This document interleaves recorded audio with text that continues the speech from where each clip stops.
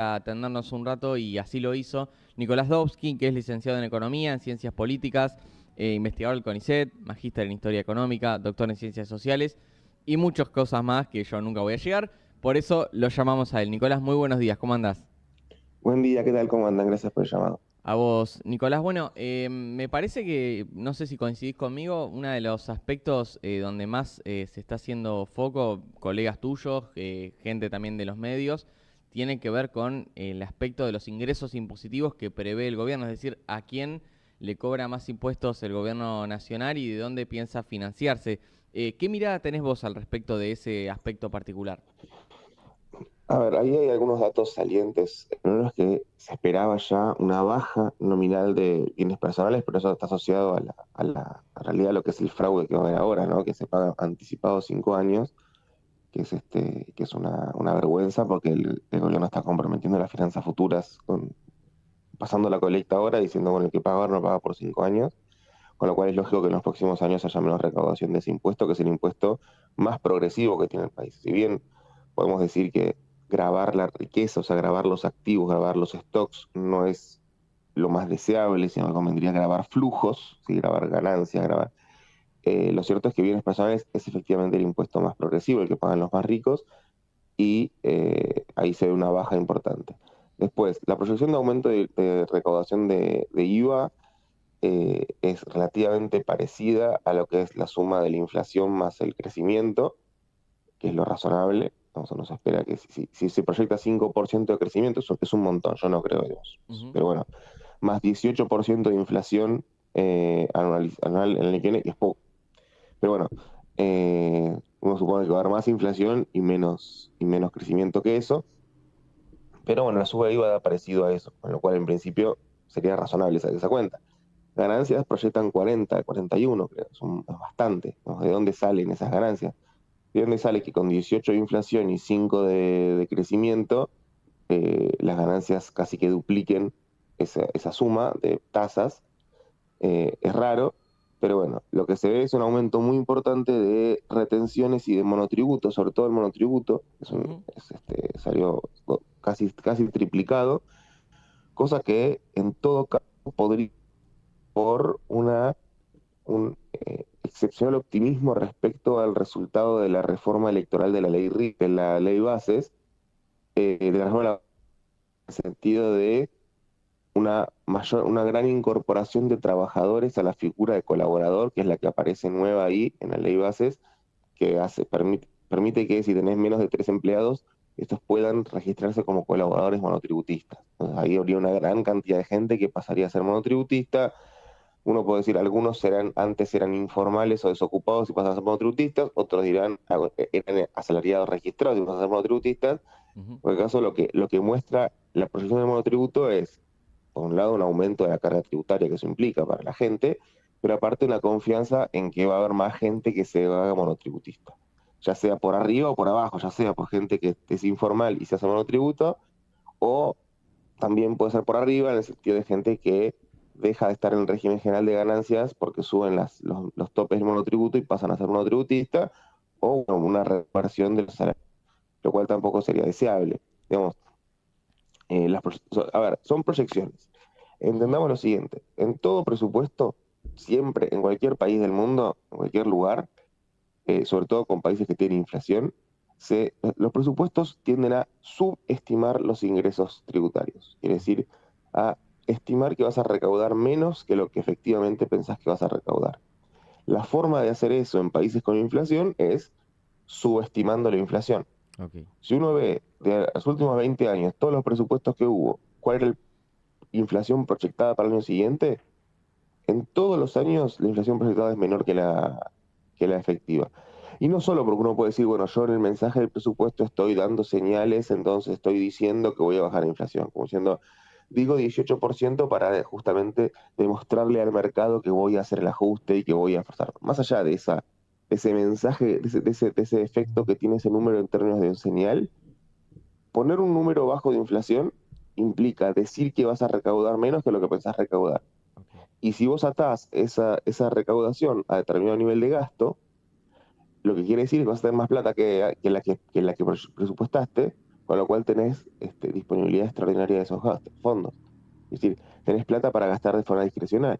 Ujú. ¿Qué es lo que le pasó, pero de forma brutal al gobierno este año? Porque aparte esto sí es una cosa más argentina, por la ley de administración financiera del sector público, cuando Argentina no tiene presupuesto, cuando un año no tenemos presupuesto, no se aprueba, el año pasado no se discutió en el Congreso, no hubo presupuesto este año, o sea, en el 2023 no tuvimos presupuesto, porque en 2022 no se votó, bueno, en 2024 no tuvimos presupuesto, porque en 2023 no se votó presupuesto, Ujú. se replican los montos del año anterior, en valor nominal, se repiten los números. Entonces, y tuvimos un año de los precios más que se triplicaron en 2023. Sí. Entonces, teníamos el presupuesto de 2020, el presupuesto para 2023 aprobado en 2022 es lo que rigió en 2024, es lo que obligó al gobierno en 2024.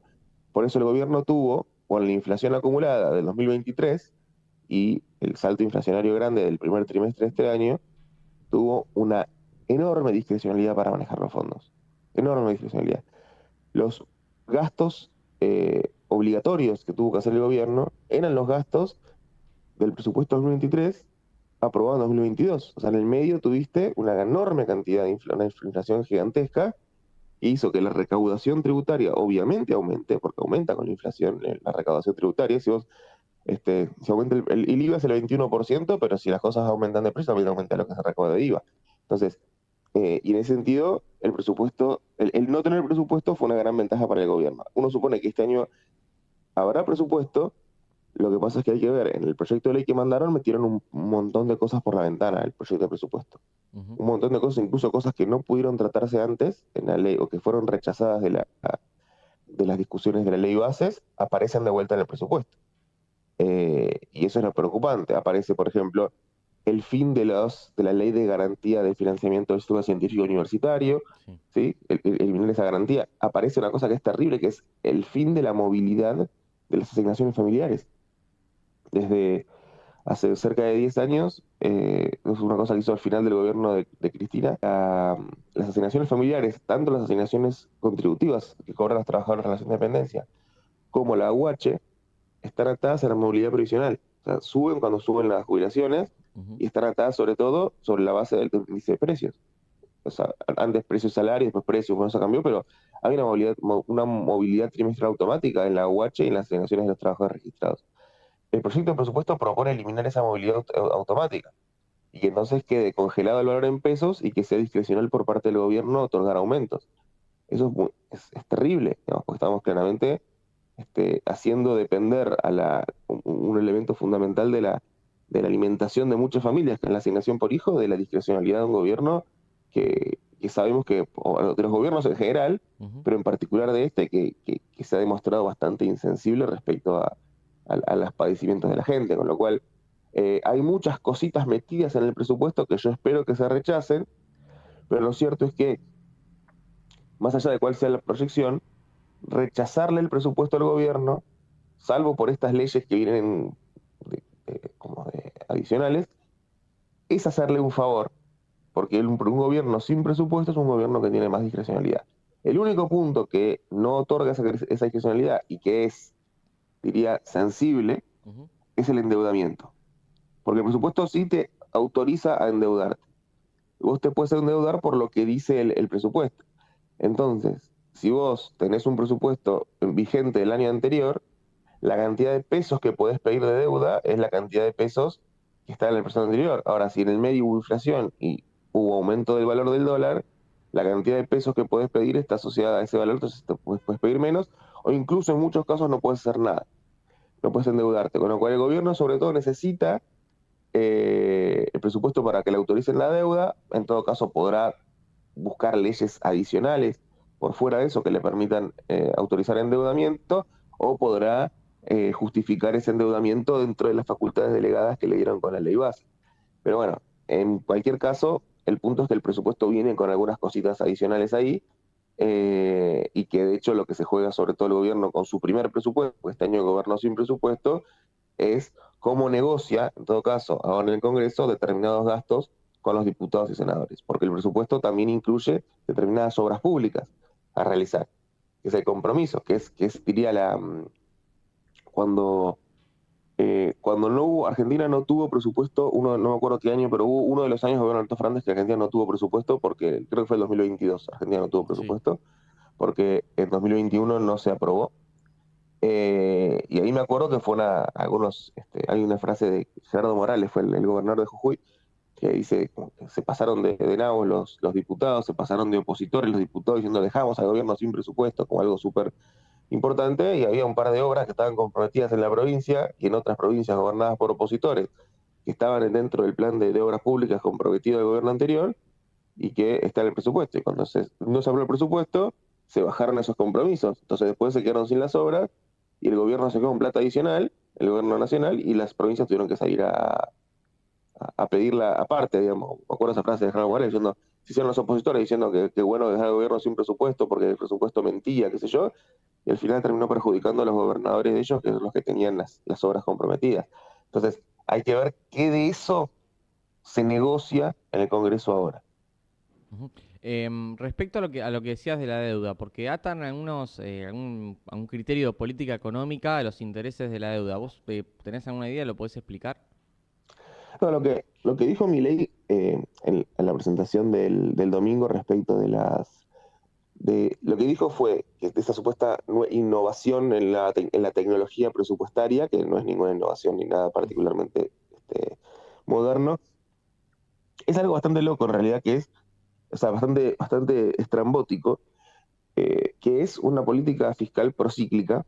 Y quiere decir, lo que dijo fue, en primer lugar, dijo como que eh, el superávit primario, ese superávit que no tiene en cuenta los pagos de la deuda, eh, tiene que ser igual a los pagos de la deuda. Quiere decir, el gobierno tiene que, la recaudación tributaria que tenga el gobierno, el Estado, tiene que ser igual a la sumatoria del gasto público como a los intereses de la deuda.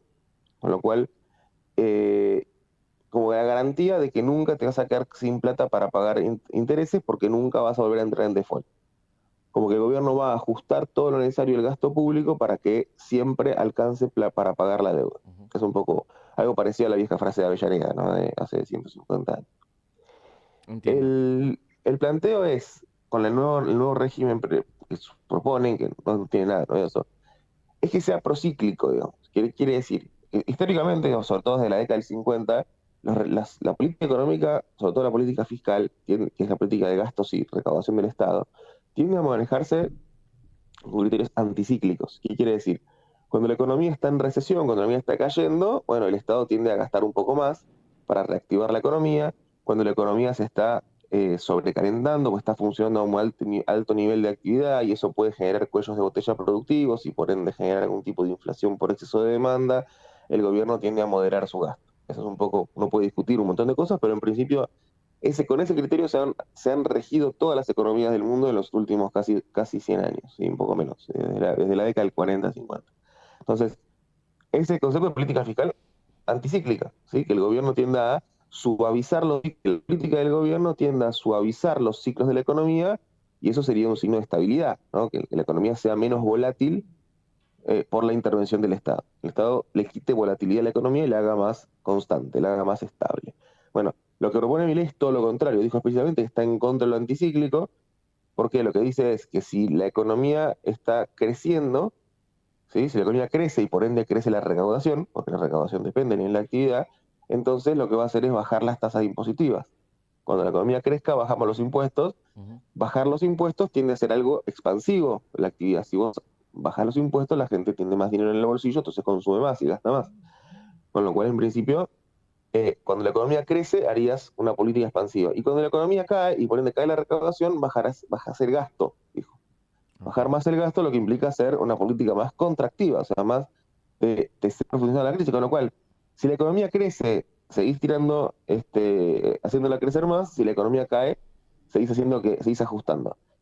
Lo que quiere decir, no está explicando en ningún lado la relación entre la política económica. O sea, básicamente lo que no cree es que la política fiscal incida sobre el nivel de actividad. Lo que no cree es que la economía dependa de cómo el gobierno gaste y recauda, sino que, sobre todo, la economía, la actividad del PBI, que depende, el ritmo de crecimiento de la economía, va a depender de cómo la economía genere incentivos para atraer inversiones, de cómo genere mensajes al mercado para estimular no sé, el aumento de la productividad. Ujú. Es un discurso muy parecido al de los brotes verdes de Macri, ¿no? Creer que la llegada de inversiones resuelve todo, y lo que termina siendo el compromiso, sobre todo en una economía en recesión, seguir ajustando una economía en recesión, es peligroso, porque lo que termina siendo, y la experiencia histórica demuestra, es que si vos en una recesión seguís ajustando, lo que va a pasar es que seguramente la recesión se profundice. Con lo cual, el camino inexorable de seguir esta regla presupuestaria, en caso de que la economía siga cayendo, y de seguir ajustando, es una crisis social muy grande.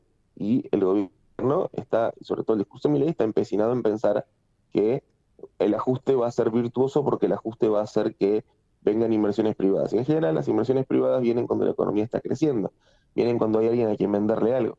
Que vos prometas una baja de impuestos, o sea, que yo te prometa una alta tasa de ganancias o alta tasa de beneficios, porque te bajo los impuestos, porque te bajo las cargas laborales, porque te doy no sé cuántas cosas, pero no hay nadie que te compre lo que vas a producir, vos no vas a invertir.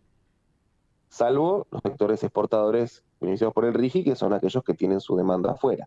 Ahora, para el mercado interno, para que venga a invertir al mercado interno, tiene que haber, por un lado, obviamente, las empresas exigen condiciones de rentabilidad, pero aparte exigen demanda, que haya gente que compra.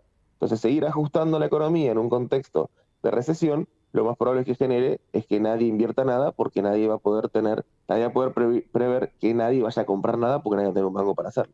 Claro. Nicolás, no te quiero robar mucho tiempo porque sé que 8:30 empieza el caos por donde estás vos, pero te quiero preguntar por algo que no sé si decir, no hay nada de novedoso en parte de la política económica, pero sí noto una ausencia muy fuerte de hablar de empleo en Milei desde que asumió y desde su campaña y desde toda su vida desde que habló de economía y de política. Pero sí habla durante el presupuesto como uno de los gastos prioritarios, AUH, gasto social de planes. ¿Qué tipo de sociedad, qué esquema de sociedad plantea ese tipo de distribución? Es decir, no hablar de empleo, hablar de aumento del monotributo, de si hay crisis por abajo la financio con los planes. Digo, ¿qué tipo de sociedad plantea Milei con eso? No, bueno, lo que es como que se vanagloria en ese sentido. La referencia a la UH que es el hecho de decir que está conteniendo a los caídos en la transición, digamos, Sí, es que un no poco se el vaya discurso toda que la tiene. mierda, nada más.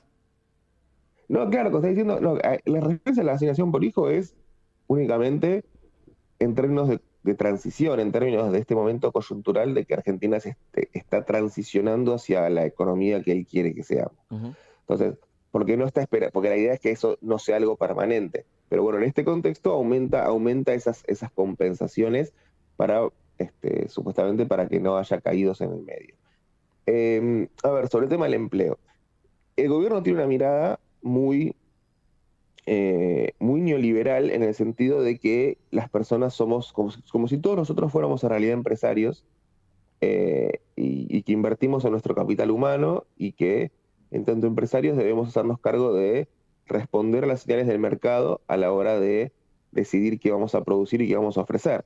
Ahí eso no se nota, por ejemplo, cuando habla del sistema científico, ¿no? Y dice que lo que importa es vender libros, y que si lo que los científicos hacemos fuera necesario, el mercado pagaría por ello, digamos, como que pensando que las tareas que el mercado es el que da las señales de qué es lo deseable y lo indeseable, y entonces lo que hacemos los trabajadores tendría que ser saber cómo venderle al mercado el producto de nuestro trabajo. En ese sentido, de alguna forma, mi ley descree bastante de la relación salarial, o de la sociedad, del pensar una sociedad organizada desde lo salarial. Eso, eh, porque piensa que todos somos individuos aislados que negociamos. Entonces, cuando se plantea que en la reforma laboral, el contrato de negociación entre las partes, que no haya sindicatos, digamos, todo tiene que ver con una lógica muy individualista. Eso, curiosamente, no le preocupa tanto que los empresarios se junten, digamos, sí que los trabajadores. Pero, eh, entonces, en ese sentido, la perspectiva es que las variables, que el mercado de trabajo, o sea, que todas las personas van a estar siempre ocupadas, porque en la medida en que se generen condiciones e incentivos para que el mercado asigne bien la información y los recursos, y que todos tengamos recursos para poder venderle algo al mercado. Entonces, si eso sucede, no habrá problemas de desempleo.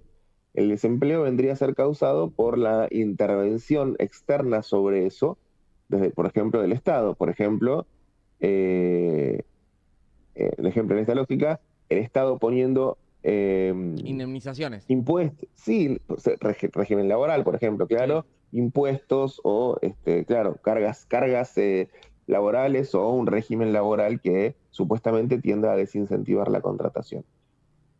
¿Qué es lo que pasa igual y cuál es la situación que a mi ley va a terminar favoreciéndolo en este sentido, medio de refilón?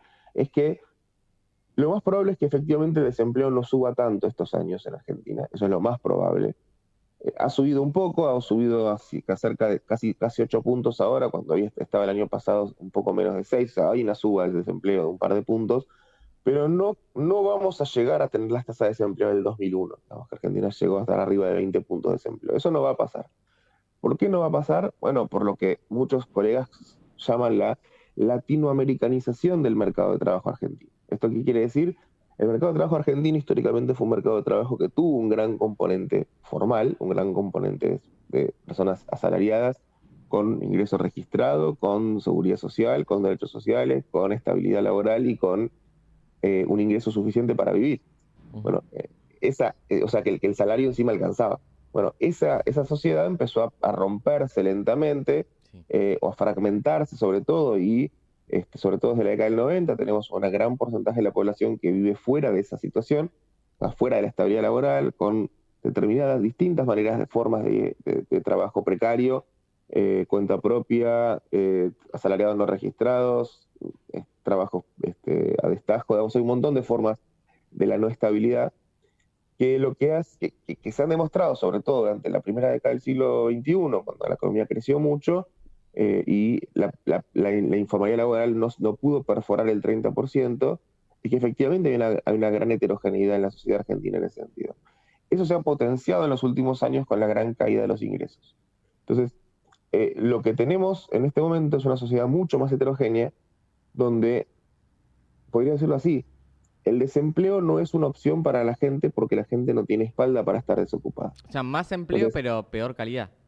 claro, porque lo que pasa es que uno podría decirlo así, de forma acaso un poquito brutal, pero tenés que tener algo.